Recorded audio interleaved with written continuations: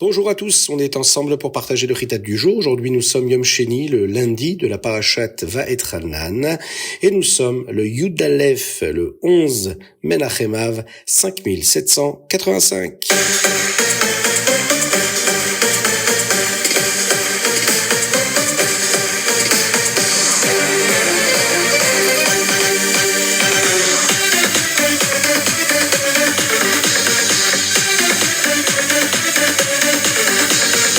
N'oubliez pas que vous avez la possibilité de nous envoyer vos dédicaces sur chitat.fr. N'hésitez pas à le faire, vous nous soutenez, vous vous associez à la diffusion de la Torah, de la Chassidoute auprès du plus grand nombre francophone qui nous écoute de plus en plus et de plus en plus nombreux. Baruch Hashem. Chazak à vous. Nous allons démarrer tout de suite par le Chumash du jour. Moshe Rabbeinu continue de parler au Béné Israël et de le préparer à entrer en Eretz Israël. Moshe Rabbeinu supplie les Béné Israël de servir Hachem et non la Avodah Zara. Il leur rappelle le Matan Torah, le don de la Torah, et à quel point ils se sentaient si proches de Dieu. Il leur rappelle aussi le Yetziat Mitzrayim, la sortie d'Égypte, qu'il n'y a rien d'autre qu'Akadosh Baruch Hu ici-bas sur terre. Il y a des versets très connus dans le Chumash d'aujourd'hui. Par exemple, Rak Ishamer Lecha. Nous disons cela dans les Shesh Zechirot. Vous savez, c'est les 5 choses dont nous devons nous souvenir chaque jour qui apparaissent à la fin de la Tfila. Ce verset nous rappelle le Matan Torah. Ata oret ala da'at. Ce verset-là, nous le disons avant la Kriyat Torah, lorsque l'on sort le Sefer Torah pour lire la Torah le Shabbat, lors des Akafot de Simchat Torah également. Et également un troisième verset, Veyadata Hayom, qui est un verset qui est très très important. Il y a d'ailleurs beaucoup de textes chassidut qui ont été écrits sur ce principe-là. Veyadata Hayom, nous disons ce verset dans la Alenu, ainsi que dans la Sha'ar Hayichud Ve'emuna, dans la partie du Tanya qui parle justement de la Emunat Hashem, la foi en Dieu, l'unicité même de Dieu. Et comment est-ce que nous pouvons passer outre ce sujet-là lorsqu'on étudie la chassidut, puisque tout est basé sur ce principe-là, le lien qui est entre Dieu et Akadosh Baruch Hu, à travers la Tfila, à travers la Avodat Hashem, le service de Dieu. D'ailleurs, si l'on regarde bien, ce verset-là dit comme ça, Veyadata hayom va'ashevota el levavecha, ki Hashem hu ha'elokim bashamayim mima'al, ve'al haaretz mitachat einod. Tu dois savoir aujourd'hui et garder dans ton cœur qu'Hashem est notre Dieu. Dans les cieux en haut et sur la terre en bas, il n'y a rien d'autre. La Chassidoute explique que dans ce verset, Moshe Rabbeinu dit aux Béné Israël qu'ils doivent toujours savoir qu'Akadosh Baruch Hu, que Yud Ke Vav Ke, que Havaye est Elokim, qu'Akadosh Baruch Hu Yud Ke Vav Ke, il est Elokim, qui Hashem ou Elokim. Qu'est-ce que cela veut dire? À différents moments, Hashem s'exprime de différentes manières. Parfois, il y a des moments où nous voyons Dieu d'une manière de Havaya. Qu'est-ce que cela veut dire? Le nom de Dieu où sa bonté et sa force, sa puissance sont clairs à voir. On le constate, on peut percevoir la présence de Dieu à travers sa bonté. Le Ham Israël a eu de nombreux moments puissants de Havaya, c'est-à-dire où le Shem Havayé, lui, s'est exprimé comme le moment de Matan Torah, le moment du premier Beth Amikdash, ou bien le miracle de Hanouka. Nous avons aussi des moments où le Shem Havayé dans notre propre vie, on peut le constater aussi. Lorsque de petits ou grands miracles nous montrent qu'Hachem prend soin de nous, de chacun d'entre nous. Cela pourrait être lorsque l'on réussit un examen, lorsqu'on réussit quelque chose de difficile, lorsque nous avons obtenu quelque chose que nous avions très envie d'obtenir. Il y a aussi des moments où Dieu, lui, s'exprime d'une manière Elohim, c'est-à-dire de manière voilée. C'est là que la bonté de Dieu est cachée et ces moments peuvent être très difficiles à vivre. Nous avons eu beaucoup de ces moments pendant la destruction du temple, pendant toutes ces années d'exil, quand tout semble aller mal, quand tout est flou, quand on ne voit rien, quand c'est sombre, quand tout est obscur ou quelque chose est effrayant ou douloureux, Chas v'Shalom nous arrive, nous avons un moment où là, la vitalité, l'énergie de Dieu vient de la manière Elohim. Elle est cachée, voilée. Mais Moshe Rabbeinu est là pour nous rappeler que de toute façon, c'est toujours le même Dieu dont il s'agit. Hachem, c'est Havayé, Hachem, c'est Elohim, qui nous atteignent d'une manière du Shem Havayé ou d'une manière d'Elohim, de manière dévoilée ou de manière cachée. Hachem et son amour qu'il a pour le Ham Israël sont toujours là. Même quand on ne le voit pas et qu'on ne le constate pas avec nos capacités à nous. Quand Hachem donne à une personne un moment de Elohim, il est là pour la tester, pour voir si elle ira plus profondément à l'intérieur de son âme pour savoir, Veyadata, qu'Hachem, lui, est juste là avec elle. Quand elle réussit le test et agit toujours comme Dieu le veut, alors il n'y a plus de raison pour qu'Akadosh Baruch Hu soit caché. Et Hachem, là, va lui montrer sa bonté. Veyadata ayom va'ashevota. C'est ce qu'Akadosh Baruch Hu nous demande de vivre chacun dans notre vie, dans notre quotidien, dans tous les éléments de notre existence. Il suffit juste d'y croire comme il faut.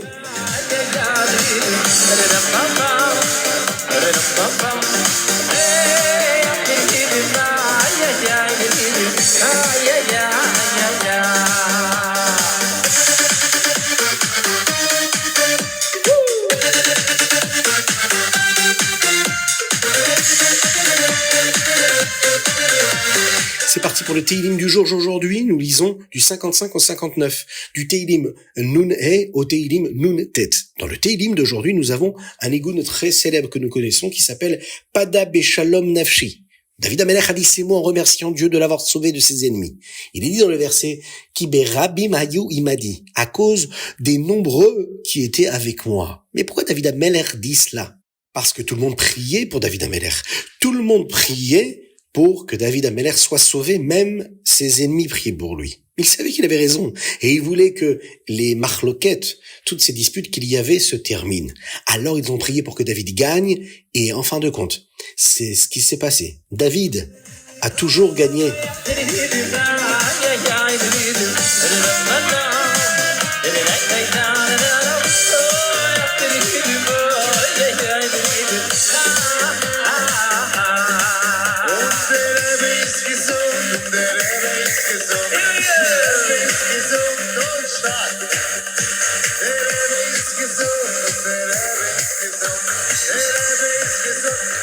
Et nous passons au Tanya du jour aujourd'hui, Igeret HaKodesh Siman Dalet. Il y a deux types de sentiments. Les choses que nous ressentons parce que nous y pensons. Et les choses auxquelles nous n'avons pas besoin de penser parce qu'elles font partie de ce que nous sommes. Lorsque nous pensons à quelque chose et que nous le ressentons ensuite, nous avons la Chitzoniut Alev, la partie superficielle du cœur qui s'exprime. Mais quelque chose qui fait tellement partie de nous, nous n'avons même pas besoin d'y penser, c'est juste ce que nous sommes. Comme si quelqu'un a très froid, il n'a pas besoin de penser à quel point il a froid. Et il est tout de suite dans ce sentiment-là de froid, c'est-à-dire qu'il a besoin d'un manteau, il a froid. Notre âme, elle est comme ça aussi. Notre neshama, elle est si proche de Dieu qu'elle n'a pas besoin de penser à lui pour se sentir si proche. C'est ce que nous appelons la pnimiut alev. La neshama ressent sa proximité avec Dieu. Mais cette neshama est en galoute, elle est en exil. Quand ça? Mais quand elle éprouve des besoins et des désirs, des passions, quand elle a envie de quelque chose de physique et de matériel, quand elle a envie de vivre quelque chose de superficiel, alors notre neshama est en galoute. Elle est en exil, elle est bloquée dans son amour pour Dieu, parce que d'un autre côté, elle ne peut pas se laisser avoir et prendre par ce désir-là et ces pulsions-là. Alors, comment sortons-nous, nos neshamot, de la galoute, de cet exil? Première chose, nous pouvons faire cette partie nous-mêmes, c'est-à-dire arrêter de penser à quel point nous aimons la Geshmiut, penser à comment nous pouvons utiliser la matérialité pour mieux servir Dieu, comme par exemple partager avec autrui la matérialité que nous possédons. Deuxième chose à savoir, c'est qu'on peut, par exemple, se rappeler que cette partie-là, nous ne pouvons pas la faire nous-mêmes. Nous devons en réalité prier Dieu pour qu'il nous aide à ce que nous puissions nous détacher de cette matérialité. Akadosh Baruch Hu nous fait un grand cadeau, un cadeau spécial. Il peut enlever cette dernière partie qui est en nous, celle qui nous anime, qui fait que nous aimons un peu trop la matérialité et tout ce qu'il y a de grossier dans le monde. C'est Umal Hashem et Levavecha. C'est le principe même qu'Akadosh Baruch Hu fait la Brit Mila, mais à notre cœur. Umal Hashem et Levavecha, Hashem donne à notre cœur une Brit Mila pour enlever la partie qui est en plus, cette partie en nous, de nous, qui maintient la Neshama en galoute, en exil, et c'est Hachem qui le fera. Alors pour l'instant, Hachem ne le fait que comme un cadeau quand on prie beaucoup Dieu. Mais quand Mashiach viendra, il enlèvera pour toujours à tout le monde.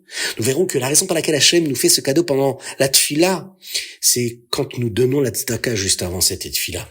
Quand nous donnons la tzedaka et nous aidons quelqu'un d'autre, Hachem nous aide à sortir de notre galoute, dont nous ne pouvons nous sortir nous-mêmes. Oui, tout seul, on peut pas se sortir de cette galoute. Donc il faut donner la tzedaka, et là, le mérite de l'autre juif que nous avons aidé nous aide à sortir nous-mêmes de notre exil. Que Dieu vous bénisse et qu'il vous donne la possibilité d'aider un autre juif afin que vous soyez tous libres. C'est une promesse.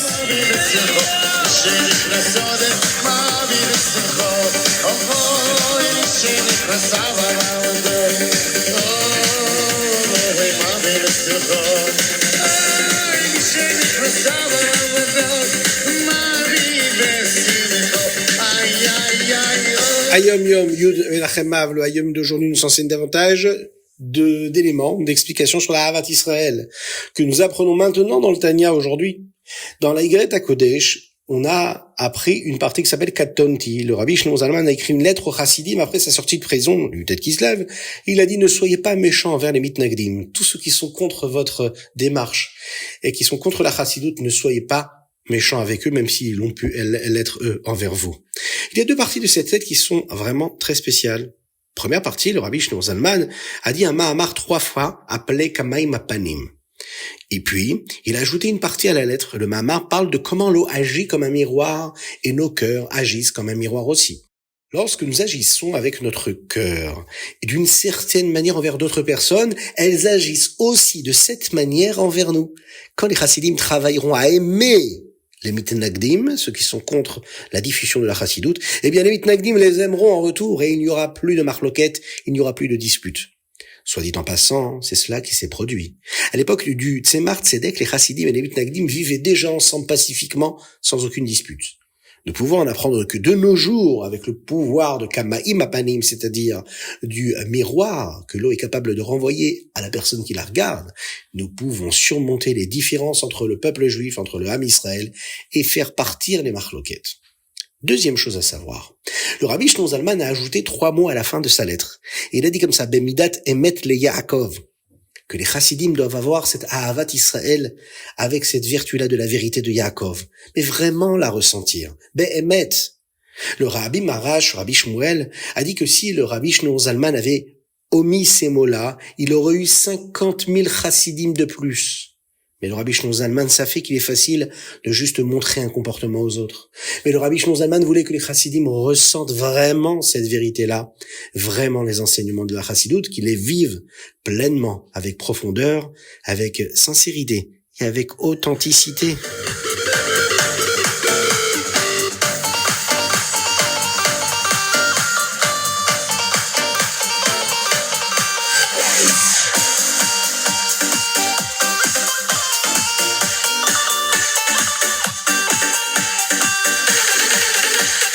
Et nous finissons notre Chita du jour avec le Rambam. Le Rambam, Ilchot Yisro Mizbeach. Dans le Rambam d'aujourd'hui, nous expliquons davantage des mitzvot que nous apprenons maintenant dans le Sefer Mitzvot.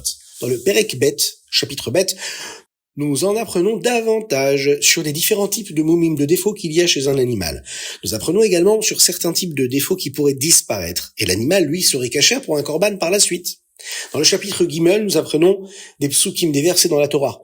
Quels animaux sont bons pour les korbanot? Voici 2 exemples. L'animal doit avoir au moins 8 jours. Et ce ne peut être un animal qui est à moitié d'un type et à moitié d'un autre type. C'est-à-dire, kilaïm. Il faut pas qu'il y ait un demi-mouton et une demi-chèvre qui a donné naissance à cet animal-là. Il faut vraiment que ce soit un animal qui soit sans mélange.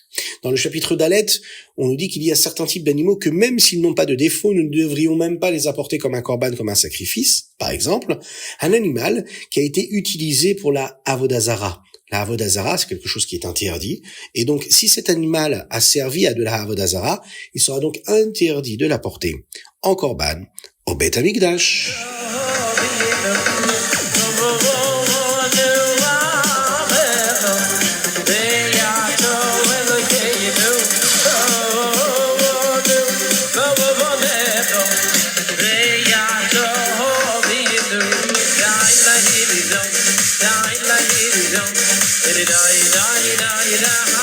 Et voilà, c'était le Chitat du jour. J'espère que vous avez passé un bon moment. En tout cas, vous avez le mérite d'avoir étudié le Chitat, le Chumash, le Télim, le Tanya, le Rambam, et bien sûr des mots de Chassidoute.